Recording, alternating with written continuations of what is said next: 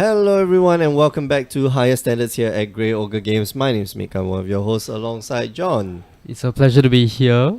Need to find a name for you. No, you're not the intern because the intern is Wensi. Yeah, the one's I don't know right this. behind actually. Yeah. We're watching a match here between Matthew and Ryan. I believe Matthew is running.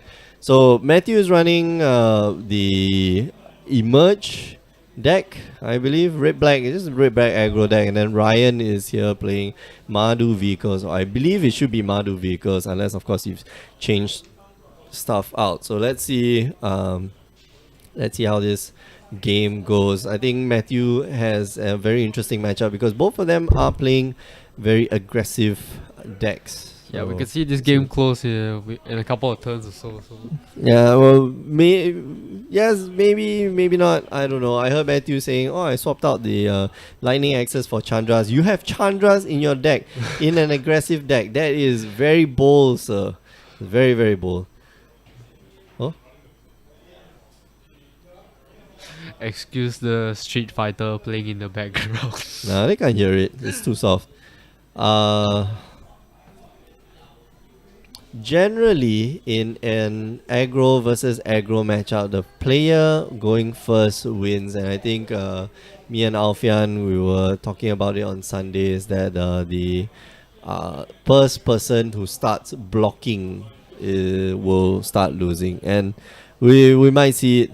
We might see it happen. Who knows? I kind of find it pretty hard for the aggro decks to come back from, when you're like in the defensive spot, you're trying to go back into your aggressive lines of play. Yeah, it's possible. It's just you need a seriously Seriously lucky yeah, and exactly. good plays to get there. And here we see Matthew is playing Reanimator, sort of Reanimator. He's got the price amalgam and stuff yep. like that. So here going to be able to slam his Heart of Kiran, which is one of the best cards in the Entire matchup. format actually. Yeah. Wow, Let's see. we're gonna bring it Heart up of right Kiran, here. yeah. Heart of Kiran. Replacement for Smuggler Sculptor right Yeah, after you got exactly. banned. 2 mana for 4/4 flying vigilance creature. Vigilance, by the way. Crew 3, it doesn't sound like it's any good, but the second ability is that you remove a loyalty counter from a planeswalker you control rather than pay Heart of Kiran's crew cost, which is fantastic because you can slam down a Gideon, plus the Gideon, make it into a 5/5, and now that crew the Heart of Kiran by removing a loyalty counter. So One of the big most beats. impressive plays I've ever seen is like you're able to zero the Gideon, make a token, use that token to crew one vehicle, and then use the Gideon to crew your Heart of Kiran. And you still have the Heart of Kiran back on defense because you're able to just remove the counter of Gideon. Yeah. It's very impressive stuff. Alright, so Matthew here firing off a Kozilek's Return to try to get rid of the what's his name? Two Craft Exemplar here. Ryan being able to read what his opponent was trying to do. Enters the battlefield tapped, by the way. So yep. Yeah. Okay, so because of this card called Talia, Talia. Heretic Keta. Talia is a fantastic card. Both versions of Talia I like. 3 mana for 3/2 first strike creature. Creatures and non-basic lands your opponents control enters the battlefield tap. So it's like a half. It's a 3 mana for 3/2 first striker, which is pretty decent, by the way. And it's got a ability which is basically a half Kismet, which is still pretty good. Frozen Ether, all that stuff, all that good stuff. Here Ryan firing off or casting a Veteran Motorist, which will allow him to scry 2 Veteran Motorists. Here a very powerful card, especially paired up with a Heart of Kiran. You're able to crew it and give it additional +1/+1, putting Matthew on a 4-turn clock. Right here, considering whether he wants to cast the Ballista, he swings in for 8, and Matthew is down to 9, which means that he's almost dead next turn. Walking Ballista here for 1, just for shits and giggles. And just At this passes the point, turn. yeah. Alright, looks like he's just gonna... Now, if you're Matthew, what would you be thinking of? How would you get out you'll be of casting. this? No, you'll be casting the Distended Mindbender that's in your hand. trigger off the Kozak's return, wipe out your opponent's board because haha, and then now get to strip your opponent's hand of 2 cards, potentially up to 2 cards. And let's see, I don't think there's much that Ryan can respond to that. He's just going to shoot Matthew for 1 point of damage and let the entire thing resolve. 5 damage to each creature, puts them down, and then he's got to review his hand. So clearly, Matthew will be picking out the veteran motorist because the Distended Mindbender, for those of you who did not play back in Shadows over Innistrad, SOI and Eldritch Moon, this is a 8 mana creature that you can emerge. So when you pay the emerge cost, you may cast a spell by sacrificing a creature and then pay the remainder of the mana or remainder of the emerge cost from minus off the creature's converted mana cost, whatever. Okay, Yeah. but the important thing here is that it's 8 mana, which means that it triggers Kozak's return, and it's when you cast the standard Mindbender, target opponent reveals his or her hand, and you discard a non-land card with 3 or less. 3 or less, and then 4 or greater. So great. Yeah. Then you So discard, great basically, there are 2 cards, and then you get a 5/5. Yeah, sure, why not? So if you're Ryan, you just think about like maybe next turn pump up the ballista by 1, crew the card of Kieran, put Matthew on a 2-turn clock essentially. But of course, Matthew has other plans. Okay, so but he's Alright. not gonna. He's going to circumvent that and just cast a what you call it? Kozak's return. Kozak return. Yeah, I actually don't like that play because I don't know. Who knows? All right, he's gonna Distended Mindbender, go and strip the last card from Ryan's hand. Ryan's hand. So Wow, it looks like the that's tables painful. have turned quite hard. Like at first it looks like Ryan was in the driver's seat with pushing Matthew all the way down to 9 actually in a couple of turns, but it looks like Matthew is in firm control of the game here. Oh man, but Matthew's draws are just as bad as Ryan's. Ryan's drawing more lands. Matthew is drawing mono Price amalgams, amalgams. which is obviously not ideal because it doesn't seem that he has any of his stuff online. Okay, so he's going to swing in, goes down to 2, and Matthew It's a here really close one. needs to find a way to get rid of that Heart of Kieran. Unfortunately, just draws another land. It's probably just going to pass the turn. Oh, nope. And that's it. It's just going to pass the turn. Let's see. Ryan has a lot of live draws, I was going to mention. But Ryan must be thinking, okay, what if I crew up my Heart of Kieran? I might be losing my Heart of Kieran right now, but maybe he's casting a Gideon. Maybe he's casting a Chandra. Probably casting a Chandra here. Looks like. Oh, okay. Mind Rack Demon. Mind Rack Demon. Wow, what the... That's we didn't really expect that in Mardu vehicles. You don't see this too often. I Oh, don't but think. it's huge, man. Man, I love myself a Mind Rack Demon. 4 mana for 4/5 flyer. It's got Flying and Trample. When it enters the battlefield, you put the top 4 cards of your library into your graveyard, and it's got a drawback. If you do not have Delirium, you lose 4 life from... If you do not have if you don't have Delirium, yeah. So it has a slight drawback, but 4/5 Flying Trample in the air eats up Heart of Kieran's every day for breakfast, lunch, and dinner. Of course, unless the they have what's a that? veteran motorist or veteran motorist pumps it up. Depala. Depala, yes. Depala. Alright, that was a relatively quick game, 9 minutes in, and looks like... Players are moving to sideboard. Yeah. We're gonna update the score for you here. If you're just joining us, you're watching Higher Standards here at Grey Ogre Games. My name is Mick, I'm one of your hosts, alongside with John. We are watching the match between Matthew and Ryan, and if you're new to all of this, you can make sure that you tune in every Tuesdays and Wednesdays 8 p.m. Singapore time to catch the stream. We do Standard, Modern, and or Frontier 8 p.m. Singapore time. If you miss those tournaments, it's okay. Just make sure you go down to youtube.com/Grey Ogre Games. Watch all the replays, including and not limited to the RPTQ that was held at Grey Ogre Games earlier this month, and the monthly Win a Box. And if you're vying for a spot on our seasonals, which is next month, John, have you earned enough points to join the seasonals? I'm not really that much of a competitive player. Okay, I mostly cool. do. That's not something you declare on the stream when people come to watch. No, but yeah. If you haven't accrued up your points, you can play events that are ongoing every day, and you get some qualifying points. Make sure you get 30 qualifying points, and that will earn you a spot in the seasonals. For those of you who don't know, I have already qualified for the seasonals. Obviously, I'm not playing because I'll be casting. But I have already qualified and I don't play. So that's how easy it is to qualify for the seasonals. All you have to do is just show up at events like, hey, I don't even play the modern, I don't play the standard, I don't play the big tournaments because I'm casting the big tournaments, and yet I've qualified. I'm not trying to, not humble brag here. It's just I'm telling you, it's easy to qualify for the seasonal. So you should come down to Grey Ogre Games and do it. Exactly. Yeah, you've got one more month to accrue up 30 points. I think within the first 2 or 3 weeks of the release of them announcing that they're doing the Grey Ogre Games Invitationals, I already had enough points to this thing. 'Cause that weekend was pre-release. And pre-release is coming up soon. Amon Cat pre-release is coming up soon. If you can just play all the pre-release spots, win yourself some qualifying points. I draft. Yeah, draft. I draft a ton.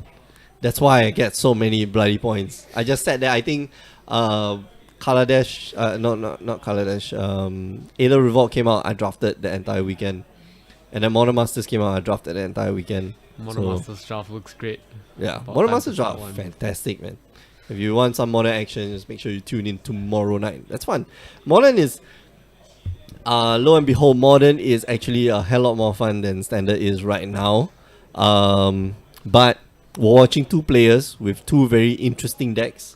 Matthew here with the Standard Mindbender. Who the hell plays the Standard Mindbender nowadays? Nobody. Matthew? Yeah, no. Matthew, Of course, yeah. I have played the Standard Mindbender. It's a very powerful card, but not in these days. But Matthew is still proving us wrong that the Standard Mindbender is still a good card.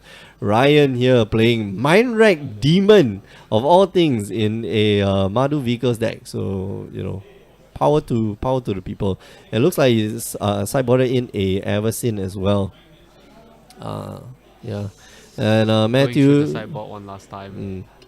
Matthew will likely be bringing in a lot of shocks, a lot of just like spot removal, one piece. Lightning Axe is actually a very good card, and especially works very well with Matthew's deck because he wants the price amalgams in the graveyard, he wants the Haunted Dead in the graveyard.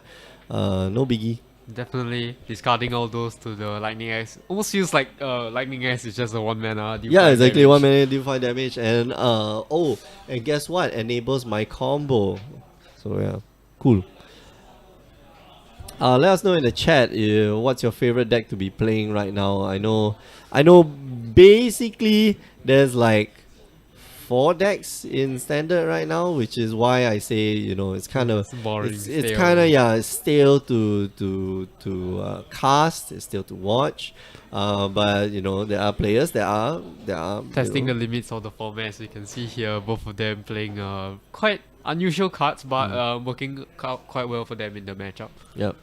Ma also played Mindwreck Demon, his main in GP Shizuoka. Okay, cool. Thanks, Shinji. Cool. Yo. All of them did. All of them did? All of them played Mindwreck Demon. Oh, deck tech. Cool. Did not know. I'm not paying attention. Joe, it's not working. Why? I don't know. Connect it. But why? But we have a fight stick. Why do I use the inferior fight stick? Maybe now the fight stick's working, dude. Okay. There we go. Joe being confused by technology, about to shout at the screen. Because we know Joe.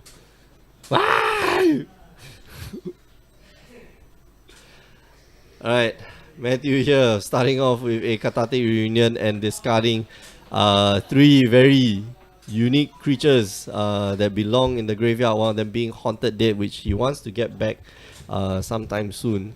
And we see a Scrap Heap Scoundrel there as well, being able to recur itself for the low cost of a 1 and a black, and exiling a creature card from your graveyard. There we go. Haunted Dead. Haunted Dead. Let's bring it back.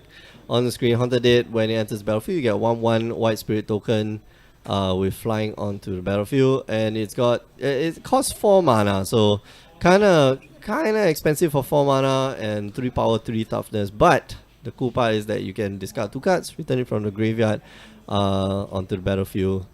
But it enters battlefield tab. So of course, whenever it returns, you get a spirit, which is cool. 2 bodies, 3/3 total. Yeah, but what it does work with is Price Amalgam. Yeah, Price Amalgam, which is pretty good. Discarding Pretty the Price decent. Amalgam to the Haunted Dead, getting back the Price Amalgam. Almost feel like the discarding cost isn't really a cost after all. It just feels like it's almost just additional advantage almost. Alright, 4 mana, what is it going to be? Is a Mind Rack Demon on Matthew's side, and he's going to... Oh, sweetness! At least one recursable card, although in his graveyard he's got instant, sorcery, artifact creature, and land. Okay, so he's got Delirium, which means that the Mind Rack Demon won't be dealing him any damage during his upkeep. Ryan's turn, he needs to draw something with more power than 1. And looks like he doesn't find it, but he's going to unlicense Disintegration and get rid of... Oh no, Ryan, you need to pay black. Ryan, you need to pay black. He does have an artifact on the battle. Yeah, he does have a artifact on the battlefield, but he needs to pay black for the unlicensed Disintegration. So Matthew taking 4 there total. But he is going to be getting back his Price Amalgam and a few other creatures, especially if he uses the Scrap Heap Scrounger or the what's that? The Haunted Dead. But I don't think there's any cards that Matthew wants to discard right now. So looks like he might go for just exiling the Haunted Dead and getting back the Scrap Heap Scrounger, because I think the only creature cards in his graveyard. Yeah, he's got the Mind Rack Demon. Yeah, right. It just went there. Or could cast. Okay, cast another Scrounger. Just pass the turn. So what he could actually do is to lay the land, man. Don't forget to lay your land. Lay your land. Keeping his hand for a bluff. He might be keeping a hand keeping the land so that he can discard that to what's that? The Haunted Dead. So what I think what Matthew could have done is to discard the land and the Eternal Scourge to the Haunted Dead, bring back the Haunted Dead, bring back the Price Amalgam, and then you exile the Eternal Scourge to the Scrap Heap Scrounger. And you'll be able to cast the then you can cast the Eternal Scourge from exile. Yeah. Value engine all the way. Oh yeah.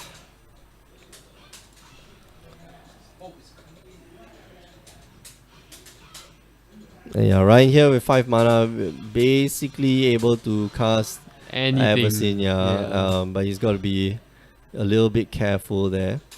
Bringing so this in is the Haunted Dead. Yeah.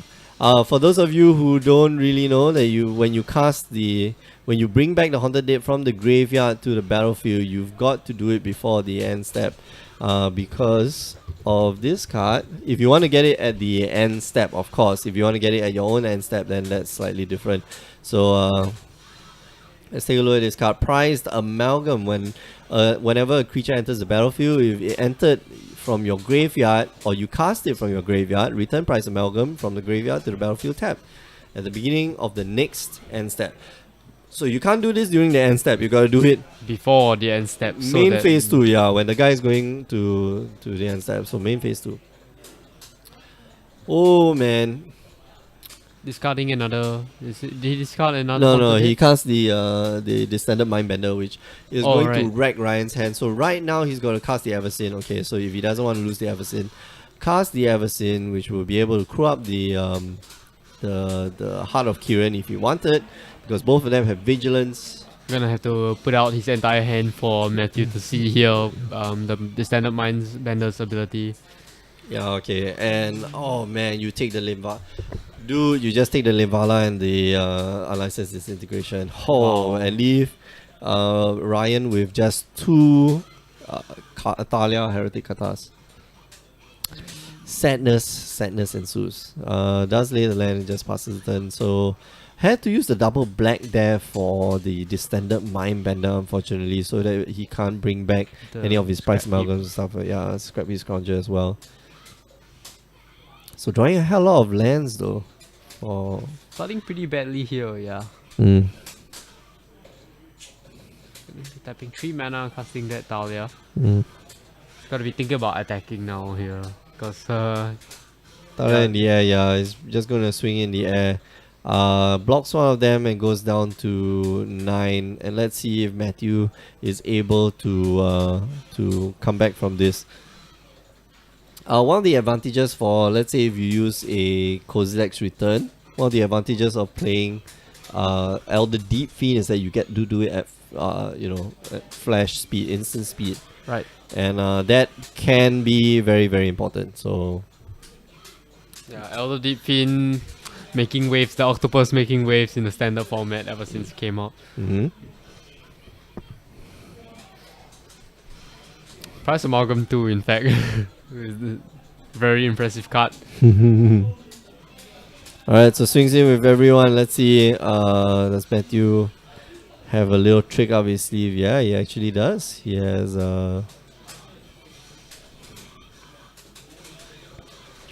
Looks like he's gonna swing with everything, and Mark's gonna decide to block the Distender Mindbender with the Trabeling Spectre here.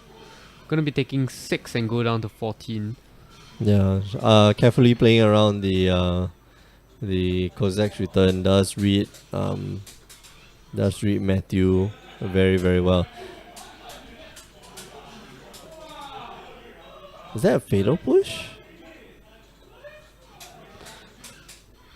Fatal Push, one of the most hyped up cards coming from Aether Revolt, and a mere uncommon actually, able to take out most anything that you'll see in a constructor format. Yeah, hype is real, man. You see the amount of Fatal Push we had on Sundays, win a box, the monthly win a box tournament for Modern. Man, that card is just so good in Modern. Everything is 2 or less mana, and whatever is 2 or more mana, and 4 or more mana, if your opponent is able to resolve it, probably wins that you are losing the game. So yeah, Fatal Push so good. I think every deck that plays black is going to be playing Bound to be running this card. It's so easily triggerable. The revolt is so easily triggered just by simply fetching a land, you know. Okay, so does Ryan? Oh, Ryan gives up the Avacyn. That is interesting. I was half expecting Ryan to just crew up the Heart of Kiran and then sacrifice the Heart of Kiran. But he's proving me wrong, man. Let's see. Okay, so another Talia, which means that he can crew up the Heart of Kiran. Because if he had done that, he'd be able to put Matthew down to 3 at this point. Alright, so he's gonna go down to 9 here. A little precarious, but definitely enough to work with here. 9 or a 6? Goes down to 6. 6, right. And just gonna pass the turn. So this has to be removal on Matthew's side. Or Ryan here just needs to draw a shock, like what he does now. Okay, so Matthew's gonna take go down to 2 and shock your face, and that's the game. Moving on. Matthew extends the hand. Ryan extends the handshake. Sorry, as Matthew, that's what he was looking for. He was looking for the Grasp of Darkness, which always at the end of the game, is at the top of your library. Unfortunate there, but it's okay. So yeah, congrats to Ryan. We're going to go off for a short break. We'll be back soon. I'll put you on a replay for the next maybe 25 minutes. But we'll be back. If you are just joining us, you're watching Higher Standards here at Grey Ogre Games. My name is Mick. I'm one of your hosts alongside John. And yeah, if you're new to all of this, make sure you catch us on the stream every Tuesday and Wednesdays for Standard and Modern respectively, 8 PM Singapore time. If you miss those tournaments, it's okay. Just head on down to youtube.com/Grey Ogre Games. Watch all the replays there, and yeah, we have a lot of nice replays, especially the winner box tournaments. and our weekly doses of standard and modern. Last but not least, do listen to the Power 9 podcast every week. Myself and Alfian, we get together and we talk shop about this little game called Magic the Gathering. Alright, we're going to say bye-bye for now, but we'll be back for round 3, so don't go away. See you in a bit.